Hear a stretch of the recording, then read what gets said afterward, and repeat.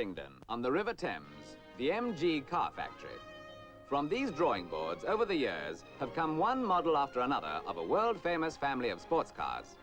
Right now, the draftsmen are working on a very special job, that of designing the fastest 1.5-litre car in the world. A car tailor-made to fit one of the fastest drivers in the world, Stirling Moss. It's no new problem for the Abingdon experts, for MGs have been breaking international class records for the past 27 years. In fact, one of the 1.5-litre Class F records this car is going to tackle, the Flying Mile, was set up by an MG in 1939 and has remained unbroken ever since, even though the 1.5-litre engine was for 7 years the standard Grand Prix formula. Basically, the engine of this new MG Special is the British Motor Corporation's B-Series power unit as fitted to numerous models of the current BMC range of cars. The target is 4 miles a minute, 20% above the existing record, and to get that out of a 1.5-litre engine means some pretty revolutionary thinking about body design and streamlining.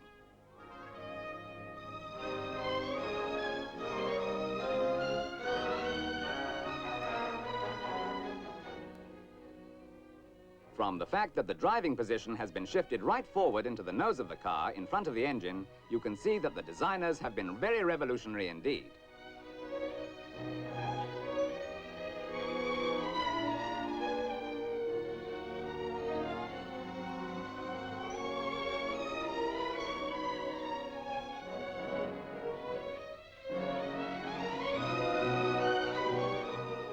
All the former MG record breakers had a more or less orthodox chassis with a streamlined skin wrapped round it to the best advantage.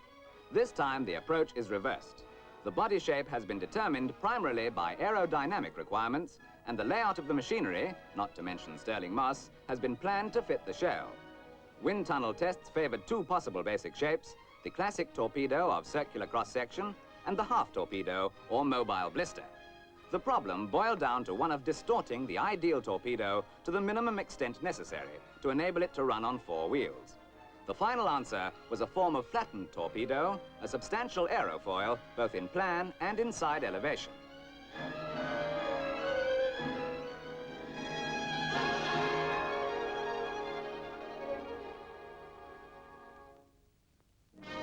Stirling Moss arrives for a fitting.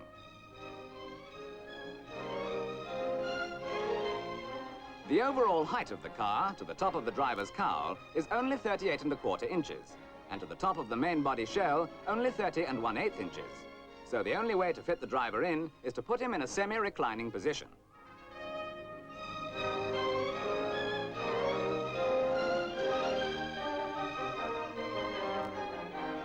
Moss climbs into the driving seat to see how it feels. Everything must be perfect, for a fault that would only be a minor discomfort at 1 mile a minute could be disastrous at 4 miles a minute. Is there enough elbow room? Moss and the designers discuss the layout point by point.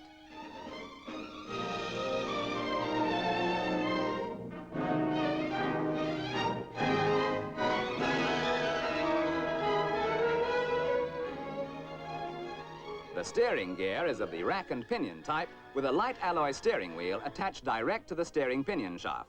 The steering wheel folds out of the way to allow Moss to enter and leave the car. While Moss and the experts are discussing the final alterations, here are a few more facts. Apart from the requirements of streamlining, another advantage of having the engine towards the back of the car and the driving position in front, so far in front actually that the pedals are only 1 inch or 2 from the nose, is that the weight is shifted aft to secure adequate traction from the rear wheels. When the single disc brake, which is mounted inboard, is applied, the pedal also operates an air flap which cools the brake. The engine is a 4-cylinder overhead valve type with twin camshaft. It is fitted with twin SU carburetors and a Sharrock eccentric vane supercharger. The brake horsepower is approximately 280 at an engine speed of about 7,000 RPM. The body is a 48 thou aluminium alloy sheeting mounted on bulkheads of the same material with a small amount of square steel tube framing, the whole being welded and riveted integrally with the tubular chassis frame, except that the nose of the body hinges forward to admit the driver and the center top is removable to give access to the engine.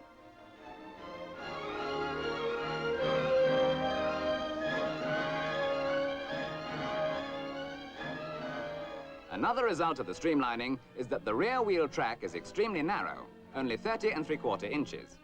The front wheel track is nearly a foot wider. The wheelbase is 8 feet and the overall length just over 15 feet. Front suspension, independent parallel wishbone with coil springs. Rear suspension, quarter elliptic leaf springs with radius rod control. All of which adds up to as safe and comfortable a record challenger as anyone could wish for. Sterling is well pleased. He has no major criticisms, and those he does make are constructive and welcomed.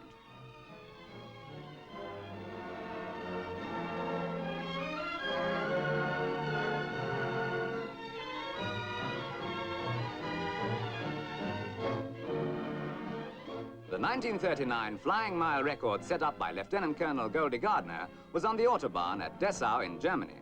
But at the new speeds which it is hoped to achieve, not even the finest road in the world is really suitable, especially as records up to 10 kilometers are to be tackled at the same time.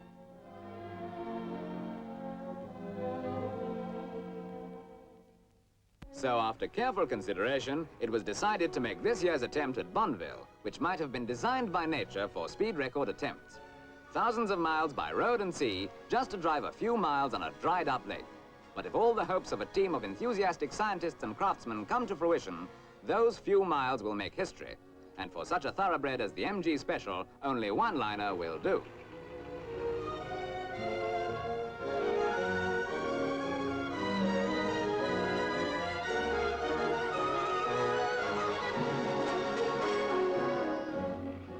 Right now, there are a lot of fingernails being bitten to the quick, but there's no need to worry. The dock workers know their job too.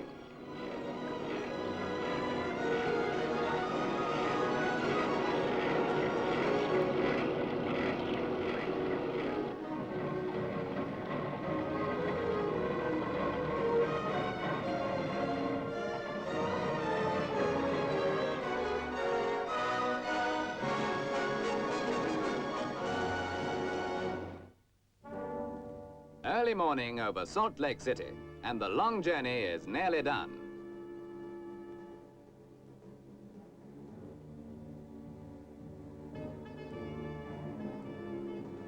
Here comes the trailer with the precious load, safe and sound. Those fingernails can start growing again. Incidentally, the choice of an American location for the world record attempt means that if all goes well, the MG Special will capture the corresponding American records as well.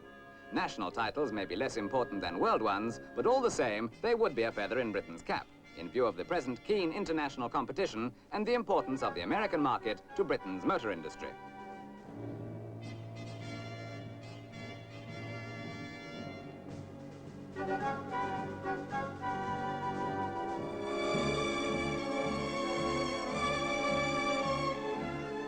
Bonneville Salt Flats are flat, but they have weather in Utah as well, and there's no harm in improving on nature and making them even flatter.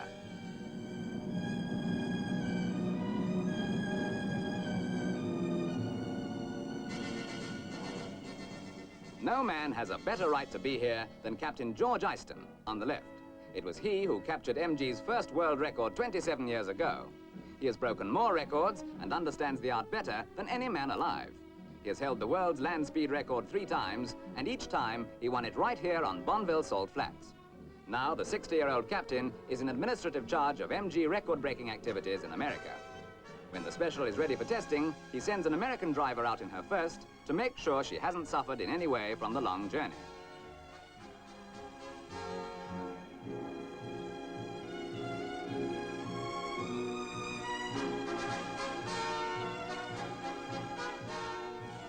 Meanwhile, at the official timing stand, the electronic timing equipment is being installed and connected up.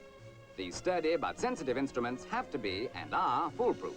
For at 4 miles a minute, a difference of 1 mile an hour is only about a 16th of a second in the mile, and speeds have to be calculated to the nearest 100th of a mile an hour.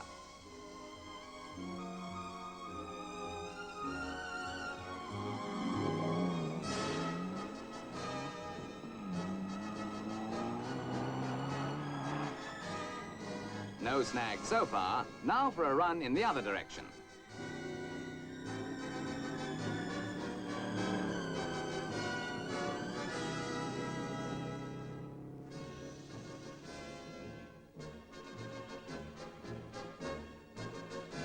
Captain Eyston and the other officials watch while the car is cleaned up, ready for checking before the actual record attempt. Everything seems to have gone very smoothly. The test driver reports that she handles beautifully, and the engine is running just as it should. The mechanics make their final adjustments, cast an expert eye over the chassis, and the big moment's almost here.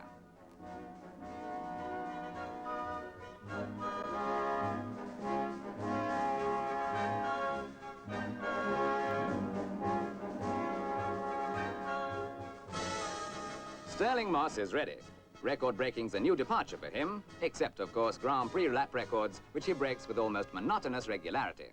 But he's one of the fastest men in the world when he's surrounded by other cars on a twisting circuit, so given a car that's as near perfect as research and ingenuity can make it, a flat, straight track, and no one else in sight, well, it should be a piece of cake.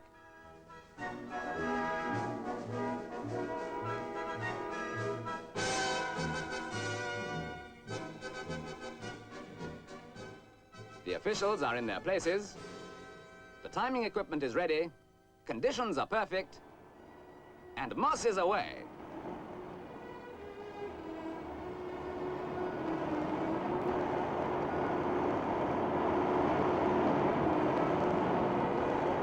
And from the moment the MG Special crosses the start line, it's obvious the old records are going to be smashed by a handsome margin. The only question is, by how big a margin?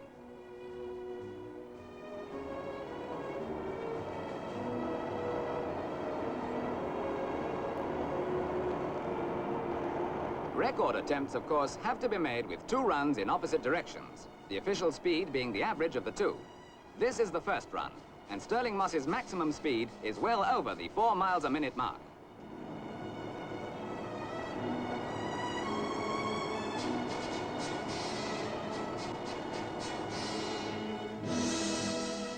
Nearing the end of the first run.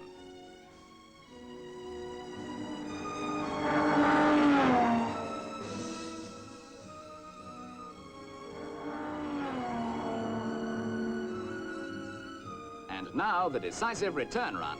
One by one, the records pile up. 1 kilometer, 245.64 miles an hour. 1 mile, 245.11 miles an hour.